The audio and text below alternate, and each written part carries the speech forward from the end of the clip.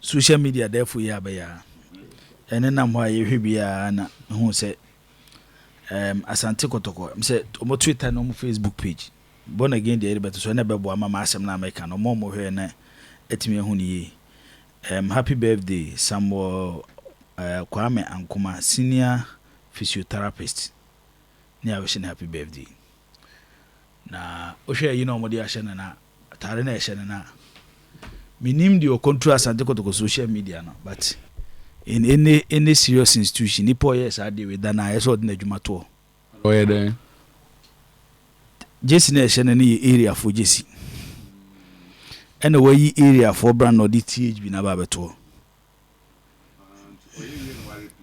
ai yes there be area for atare and we area for logo na ebum no the THB aba beto areho sem so ne say okofom na zotu mpaboa na ehye opanyine no esai area for mpaboa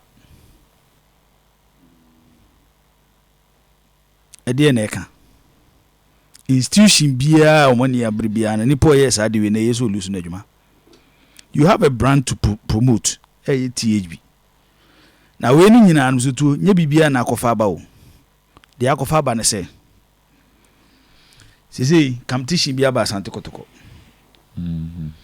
eno na di problem ni nyina eba no na me kasa di we na anopai THB as a brand too they are not at the level of area THB omo level nye area bro THB so inti se we nipa dasani na wote ho wadwene function very well too you don't even compare THB to area oh yes sir you create pressure for the club oh say okay say THB buy me better ha kan say me blame IMC ni bebre especially because of time and we are na yete no mezoto obi kura degree obi kura master's degree obi abo PhD obi kura first class na wote adwumam head position kese na de okura PhD tifie yet asase a so a mezoto your lens can create opportunity for you than certificate I hold but you said the make no utili and the make me boy oh no correct o links a wo no obi atinku yes o links a wo no betimi create opportunity especially Ghana hakura e wo dem mezoto sa de we de adwuma pa yeah enti anytime bia when I see people trying to compare THB to area why in existence mezoto for over 30 years how do you compare these two brands? The last time we saw even THB in our football was with Accra Lions. Ejuma be no me ye ho. Etomo kura nyame na aye omadom na ebi omanya Asante Kotoko. Ebi akotoko be bo omu to project them. It is a wote ho na also be compare THB to area. Ayinfu chiniye ebi de dabi achi. I'm not sure the owner of area ebe go compare area to Adidas. He knows his level. Say the no to Adidas Nike ni pimam. He will not do that. How do you compare a company with the level of Kotoko? And ya asem na the timing of decisions are a problem. How many sports are you na a THB before Kitom? But because of a unity amount for the Bayer comparison. And this is the reason why a creates have problems with you now. Because people want to prove BB. And let me tell them, if we are say obiani say the Nyankopon bo no, if you don't understand. Last time I make catch you be say, just imagine say Ura Herbert Mensah ebe pie the social media world here na yewe. Kija be toko the day you catch Herbert say free Kotoko. Just imagine the day Dr. Keke Sapon left Kotoko. Ke o social media world. Nyankopon ebo nipa different. Yewo mezoto. We have generational leaders. We are not equal.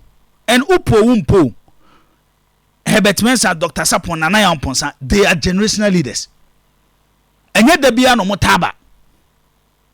Eto modjuma no mo beye no. Ebi amzoto.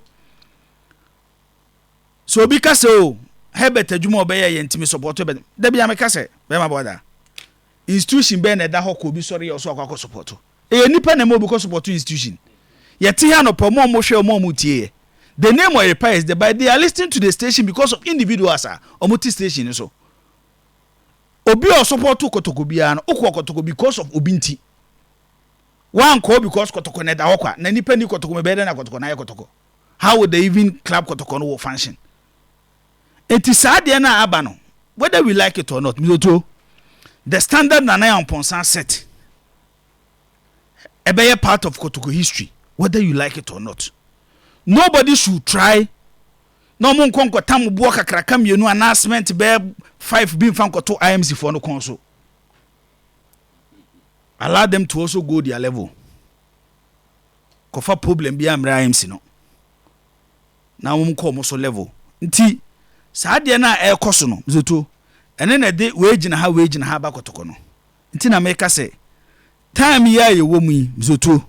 Time ya ye wo mi. Nti was it Sunday? Kotoko ball money ayi Lions game ni we no. Seriously, I was surprised about comment bia Dr. Prosper Ogum make here. Oh yeah, also the true supporters of the club were happy with the team performance. True supporters of the club. Coach Wejumani said let the team get results to unite. Our institution BMO mizoto. What we are seeing now, Kotoko na baby o. But for a coach to say here, true supporters of the club. How many are true supporters of the club? And then I would define the true supporters of the club. Bana wa bano is to build a united front. And then IMC na wo hono any coach no hono. Then Ejuma super a coach no because Ejuma IMC ni be and supporters be want a resource on the pitch. How do you get the resource on the pitch? And the support abenya from supporters. So how do you come out to say true supporters of the club? How many are true supporters of the club? Say ABB because no be criticized because he doesn't love Kotoko. Now Omar some years back no more criticizing number omobo obi abasono. Are they also called true supporters of the club? Eti dog Prosper Ogum. Another opportunity men to that political line. Make sure say you work on the players, get results to unite Kotoko. I can say Kotoko started ba kum yenu miensa and 9. Sa nyoma we nyina wonti biem. Omati esikwan so. Am to omoko. Nti ayi ono na match. Nya machina. Enya machina akọ tama ayi sunya na ekofa asemba yi. Enya no a. Enya no a. Ozei. Enya no bofo na ewo. Bizoto opon afane asem na pese mekabi.